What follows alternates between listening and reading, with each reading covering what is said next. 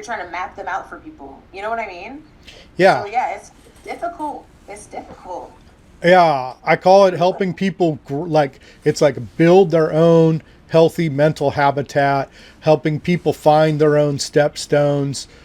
The there's of course a good traditional lesson, and before people build a totem pole, they build the tools to make the totem pole. And these are these tools. So we're not showing anyone really which way to go. We're showing how to build the tools that they're going to need when they start going that way. Because everyone has their own path, but there's some fundamentals we know.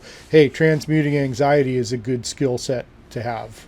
We know that. We know Socrates, to be truly knowledgeable, we know nothing is a good thing to meditate and really like be part of that. Hollow bones, all these kind of things.